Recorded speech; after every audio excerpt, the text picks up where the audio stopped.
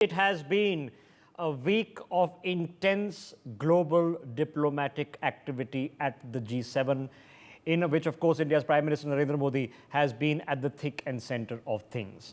This is now expanding itself into a meeting that is taking place in Switzerland, which does not necessarily include the chances of a predictable outcome. But it is indicative that a global effort now needs to take place to find a resolution.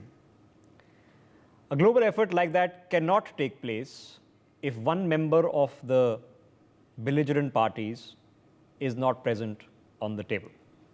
The Russians in the past 24 hours have come up with a proposal of their own. They say that if the Ukrainian forces withdraw from areas already under Russian control since before the war began, if they drop their bid to enter NATO, an immediate ceasefire can be brought to place. Something needs to be done.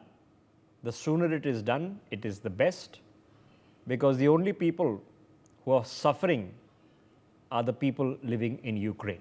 So what can be, what's changed, and what role can India play in this entire process? Let's open up this conversation. Joining us now on the broadcast to discuss this further is Professor Madhav Nalapat. Major General G. Dwivedi is with us, Ambassador Mukherjee is with us, and Pathikrit joining us with us on the broadcast as well. Professor Nalapat, let me begin with you, sir. What do you make of this summit in Switzerland?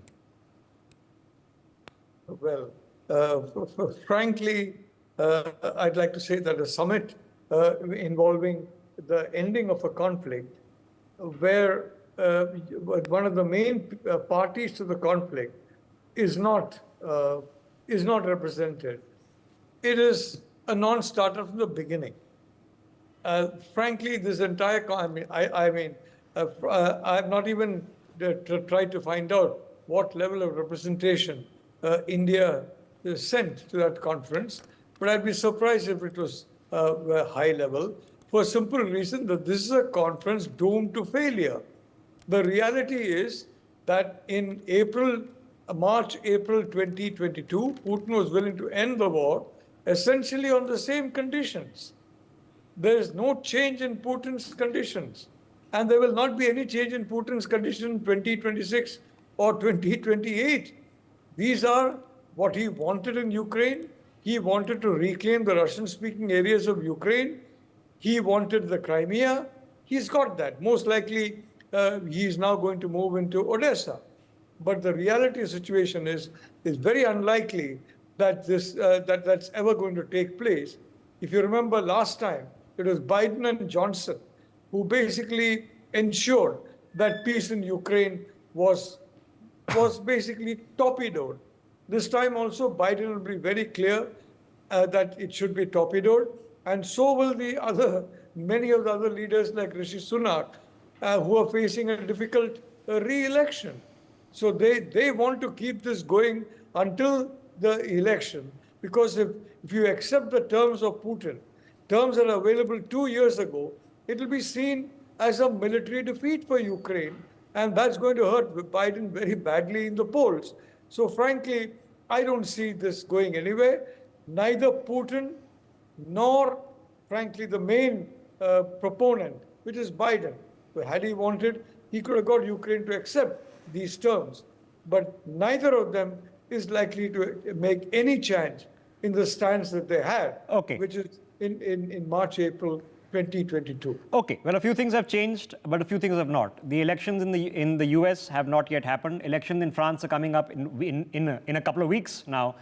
And of course, elections are due very soon in the UK as well. So 3 primary players all going to elections which have not yet concluded. Can they come together with a peace deal before that? Because elections in India have indeed concluded. To answer the premise that Professor Nalapat put out, that of course, PM Modi is not at the summit. Neither is the foreign minister, neither is the foreign secretary. The second senior most diplomat, Ambassador Pavan Kapoor, is leading India's delegation to this summit in Switzerland right now. Ambassador Mukherjee, appropriate level, senior level delegation has been sent, but obviously not at a head of government or a head of state level delegation has been sent, primarily because the Russians are not coming. But is there a role we can play nonetheless? Well, Rishabh, I don't know if you are aware that Pawan Kapoor is a Russian-speaking Foreign Service officer whose last posting was Ambassador of India to the Russian Federation. So that makes his role as head of the Indian delegation to a Russia-Ukraine peace summit even more ironical in my perspective.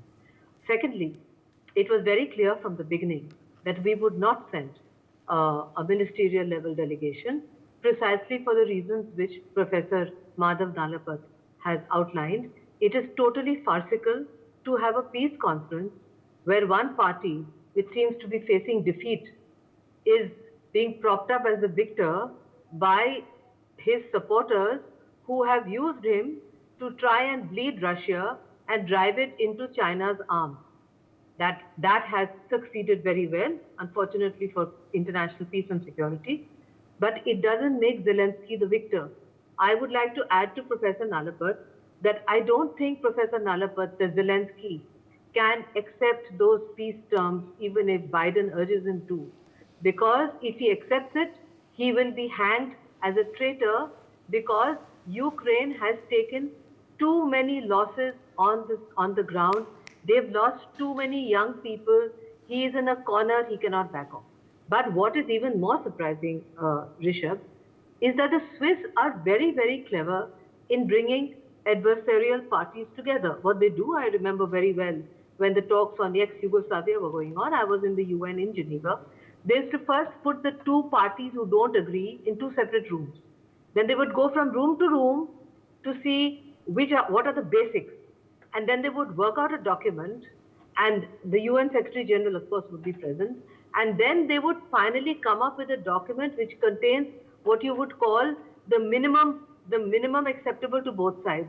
And on that basis, both parties would be brought to face. So it's not as if in Switzerland, unlike in Washington, that the Swiss don't know how to make peace deals between seemingly adversarial sides who don't want to even look at each other in the face. So moreover, Biden has actually insulted Zelensky by sending Kamala Harris, because Zelensky has commented on that choice by saying that Putin must be applauding that Biden has not come. So it hasn't gone down well with Zelensky at all. As far as Rishi Sunak is concerned, he's a lame duck. His party is going to lose. As far as the French are concerned, they will most probably lose the parliamentary elections, but it's a presidential form of government where, in all probability, the extreme right will come to power when French presidential elections are held. So I am unable to understand what this peace conference is supposed to achieve. I am very happy that we have sent Pawan Kapoor, because those who know his background would know that this is a clear sign that we have sent to the Russians, that we are sending somebody who understands perfectly the Russian perspective, having been India's ambassador to Russia when the Ukraine conflict broke out. And finally, Pawan, Rishabh, I wanted to say that these are just grasping at the wind by people who are facing elections and who don't want to face their electorate and say that because of their wrong policies, Ukraine has lost the war. Okay, Rishabh. all right. General Dwivedi, obviously, peace in our times should be an intent. There is a role to be played proactively. I'm sure there is something that can be done. Then it's a question of will and niyat. Okay, what is your thought process? Do you think the will is there to actually solve this out? And this is actually more than just an optical exercise.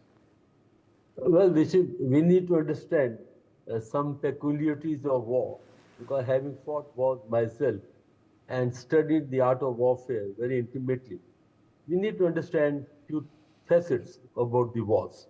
After wars are started with very clear political military aim, and at some point of time, every war gets into a state of stalemate, or we call it meat grinding war.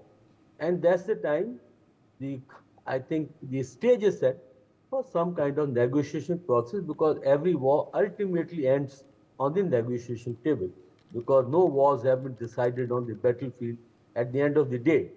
It's on the negotiation table. Having given that background, now let's see how the two sides are poised, because after all, both the sides, both the belligerents want to have the maximum from the war effort. Well, Russia started the war, or Putin started the war with three very clear aims: overrun Ukraine, change the regime, and ensure that Ukraine does not go into NATO and under the Western influence. Now, if we see on the ground situation today, Russia controls about 18% of Ukraine and would be quite contented if the Russian speaking area, as you brought out, are given to Russia and some kind of commitment is given by Ukraine that they will not join the NATO and sanctions are lifted. So that's the bottom line as far as Russia is concerned. Well, Zelensky, I don't think, is going to relent. Now, how do the global players play it out? Please understand, no negotiation has ever happened on the first meeting. There are a series of meetings. This is just the beginning. And if you study, in fact, I was defense attaché in North Korea as well. It took 3 years for the North Korean war to ultimately end up. And India is negotiating with China on a border issue for last about 6 decades, and we have not reached anywhere. So in conclusion, if I can say that this is an effort, no meeting ground is at the right time today. And India, you have said what role India can play. By itself, I don't think we have any clout. But when we lend our voice to the voice of the peacemakers or peacemakers, yes, we are able to make a difference. So I would say that, yes, this conference by itself is not going to achieve any result, but it's going to lay down certain groundwork for, I think, the parties to move together. And this is just the beginning. A lot of such meetings have to take place before the two belligerent parties are brought on the negotiation table. So let's boil it down. What is India's position? India's stated position is that this is not the time for war, that the war must end. That is the stated position. Now, you had a conversation on what the issues are. The issue is that you've been fighting a war for more than 2 years now, in which Ukrainians are dying and Russians are dying, which equipment is being funded or supplied by the NATO powers, primarily the Germans, French, the British, and the Americans. And what is being achieved? What's been achieved in 2.5 years? Pathikrit, what has been achieved in 2.5 years? So, Rishabh, if you look at the pattern of America and its way of fighting wars, it never wants to end a war. It neither wins wars nor loses war. It wants to continue with the wars. And similarly, in case of this conflict as well, they don't want Zelensky to win. Neither they want it to lose. So they just want to continue the war. And that is how the war machinery actually makes money for the West. Now, if there had been genuine concern for stopping this conflict, by the way, in April 2022, the Russians and the Ukrainians were almost on the verge of having some kind of a settlement which was stopped by the West. Now, if there were genuine concerns to stop this entire whatever is going on, all that is required today, Rishabh, is for the American president to call up the Russian president and speak directly. All these, everything else that is happening is just a hogwash. They don't want to stop this war. A very interesting statement, heading came out in the Politico newspaper before the G7 summit started. It states 6 lame ducks and Giorgia Meloni meet the G7 class of 2024. So if you look at the conflict that is going on, neither they can stop the conflict because some of the largest, you can call them deep state or defense industrial organizations, they don't want it to be stopped. And at the same time, it is because of the conflict that most of these political leaders are going to lose their, elections, because it has directly hit their own domestic economies in terms of inflation and everything else. So far as India is concerned, you mentioned it rightly, that this is not an era of war, but I think India gradually will come out with other solutions, if not now, then later on, that you have to change the way you look at the whole world. The whole concept of binary, that either you are with us or against us, the way the West has propagated, is not going to work. You have a peace summit where you have not called Putin. I mean, what do you expect? Which means that this is not a summit to, bring in peace, but to ensure how the war can go to the next year, and eventually it will reach the threshold of Western Europe. I was hearing a congressional questioning of Lloyd Austin a few months back. Lloyd Austin was asked what's the end game in Ukraine that United States is looking for when they were looking for the $61 billion grant. And Lloyd Austin, the Defense Secretary of the United States, had no clue as to what is the end game, Okay. which means they are just pumping money because Okay. it helps some people. Okay, so I don't think it's going to be any kind of a peace summit. So, Professor Nalapat, if indeed the thought process was that somebody else will die, this is not American lives at stake, the Ukrainian lives at stake, and in return, they will grind down the Russian war machinery. They will take out a percentage of their tanks and armaments and require the focus of their armed forces for the better part of 2 years. On that, have they been successful? Well, I'd like to point out that the Russian war machine is now far more productive than it was in 2022. They are producing far more armaments than in 2022. And as we speak, there is a Russian nuclear flotilla just 90 miles from the US coastline. Now, I think, frankly, that brings back memories of the 1962 Cuban Missile Crisis, where it was the Russians actually who blinked. And this does not indicate, quite frankly, that militarily at least, Russia is losing the war. I don't think Russia wants to become so dependent on China. It does want an end to the war. And may I say, I am very certain if there were an election held now, Zelensky, if he is arguing again, and which he will of course argue, in that sense the ambassador is right, for a continuation of the war, anybody who argues with that is going to be roundly defeated by the Ukrainian people. My soundings from within Ukraine are the Ukrainian people are thoroughly fed up of this war. They're completely fed up of it.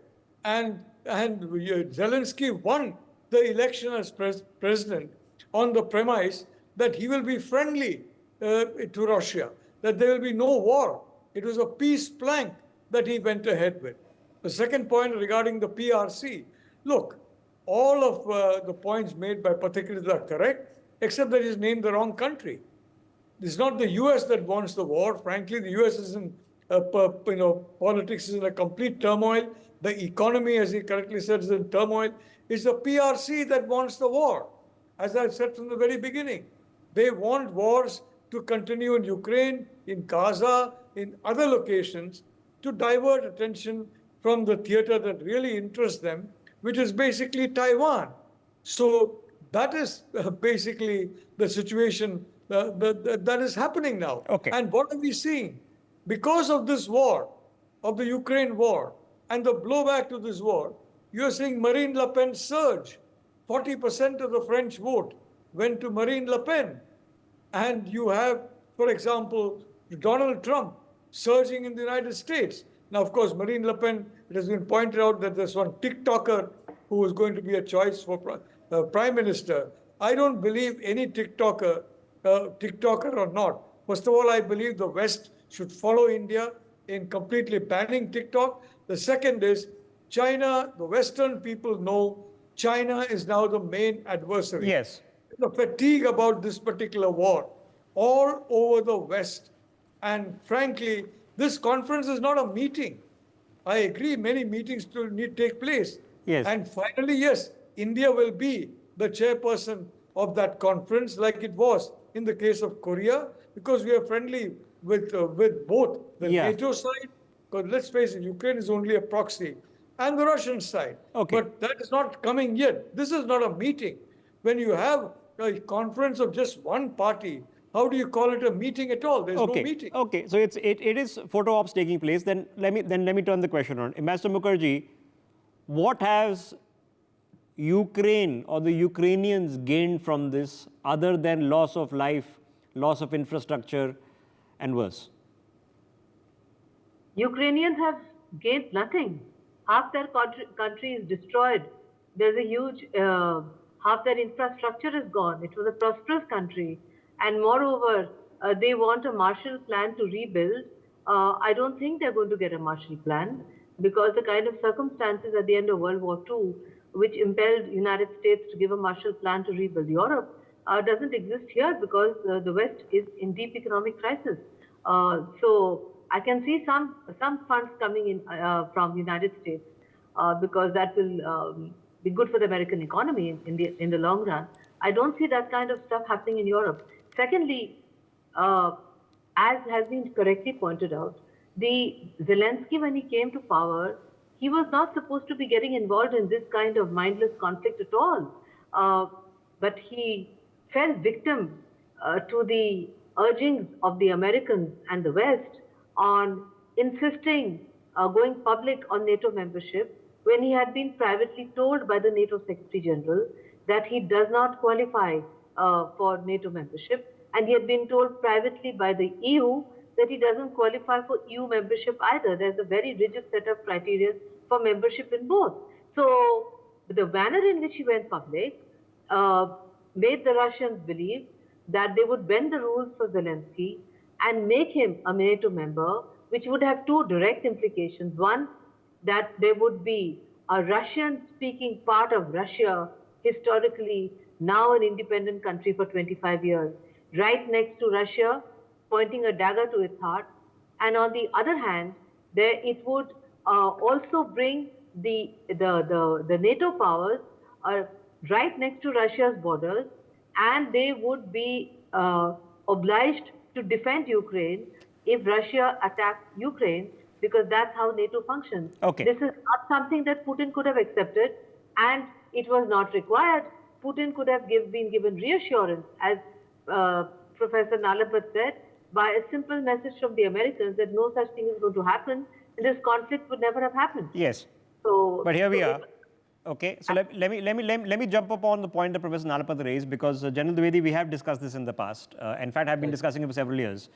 Right. If you look at the larger gamesmanship of the great game that is going on in the world, and let's not kid ourselves, it is happening as we speak. You've just come out of a pandemic and gone straight into the war in Ukraine. All the traditional problems of the world, traditional means the old long-standing problems, North Korea doing weapons testing and shooting missiles over Japan, Russia versus NATO and the West, Gaza, all of these fires have been ignited in the past 2 years since COVID, while at the time we know that the omnipresent global strategic challenge we were being told is actually in the Indo-Pacific. None of this is there. Bishop, before I come to your question, Indo-Pacific, let me clarify two important things. First and foremost, on 24th February 2022, when Russia or Putin chose to attack Ukraine, what were the choices Ukraine had? It had either to defend itself or to surrender. I think any nation with certain amount of pride, which has concern for sovereignty, will fight. And that's exactly what Zelensky did. And secondly, in the warfare, mathematics doesn't work. Here is a case when a nation 10 times stronger than the other could not defeat it squarely, and just now trying to get into some kind of face-saving peace. Point number one. Now coming to Indo-Pacific, you see, Indo-Pacific, the game has just started, and this game is going to catch on. But nonetheless, the small firefights will carry on. West Asia is going to be on the boil, because until Israel accepts two-nation solution, West Asia is not going to be solved. Similarly, Europe is they fought the war only, during the Cold War they never fought. This is the first war they have fought after the World War II. And they have also drawn very important lessons, that it's no good to fight. It's better to be doing proxy and shadow fighting than fighting. And the last point is that Indo-Pacific will be more of proxy. I don't see conventional wars taking place or the naval fleets challenging each other. Is going to be a lot of posturing, and posturing will be the form of war in the Indo-Pacific, and realignment will be taking place. And the last point is China has benefited squarely from the Ukraine war. It has got in Russia now playing the second fiddle. Russia has been weakened, and that suits Chinese more than anyone else. Oftentimes you follow the money. Okay, so you say, okay, where did the rockets come from for Hamas? How did they fund them? Where did they come from? Then you say, oh, actually the Iranians were probably funding them. Okay, and they were providing the monies and the resources. But then you look at Iran. Iran is short of monies and resources of its own. So who's bailing out Iran. And then you find out it's the Chinese. And when they did the bailout, what was the consequence of the bailout? So you can follow the money and generally find the truth. But Pathikrit, in the end, here we are 2.5 years later, okay, with no solution in sight. So come tomorrow morning, two sets of people continue dying, the Ukrainians and the Russians, and everybody else seems to be just watching a show as it's going on. So, Rishabh, you asked what the Ukrainians gained. I think they gained wisdom, not to fight somebody else's war, not to be proxy, and not to take anyone at face value. Frankly speaking, it is a reality that there are people dying. It is a reality that there are conflicts happening in different parts of the world. And it is also a reality that eventually many of these conflicts will converge. You would find the same set of players on one side and another set of players on the other side. And eventually, I would not be surprised if by next year, if the pace of conflict between Russia and Ukraine continues this way, and if it continues what is happening in Middle East, the war will reach the threshold of Western Europe. Already, if you see one interesting thing happening in terms of Saudi Arab moving towards de-dollarization, you see the next wave coming, which is not going to be good for the whole world. But frankly speaking, we are moving towards bigger turmoil, and I will not be surprised that the effects of this turmoil can be seen and visible in South Asia as well. My last point is this. Maybe that the Chinese also wanted this conflict to happen. But why is the Americans allowing it then? Why is the Americans keeping on footing the bills of the Ukrainians? What stops the Americans from taking Russia away from the influence of China? They are not doing any of these things. So frankly speaking, whatever is happening, I cannot give a blank check or I cannot give a certificate of goodness to the West for whatever they have done in terms of pushing the Russians into the arms of Chinese, promoting conflicts, not even having a conflict resolution mechanism, not being able to prevent dispute from taking the shape of conflicts, and eventually creating a world which is more disturbed. Of course, the biggest beneficiary, Rishabh, is China, because the whole attention has moved away from the COVID virus and what was the origin of that. Nobody talks about it today. Well, there are hearings going on. Congressional hearings are going on as we speak on the Wuhan lab origin, and the consensus seems to be arriving. For the next one decade also, Rishabh. It will continue for the next one decade. Yeah, it will, because, of course, the Americans' establishment, medical establishment, including Fauci, were probably hand in glove in the cover-up, and that's the congressional hearing coming out, because they don't want to declassify the documents as a reference to context to that conversation. So, ladies and gentlemen, what's the bottom line? The bottom line is that you are having a cheerleader gathering in Switzerland, not a peace summit. This is not a negotiation. This is not two parties sitting across the table, maybe with the help of some mediators and arbitrators, to actually perform the exercise of ending a war so that people stop dying. You're just seeing photo optics happening. There will be opportunities when things will align, and the confluence of interest is no longer to perpetuate this proxy war at the cost of the Ukrainians. For more such videos, subscribe to the NewsX YouTube channel, hit the bell icon.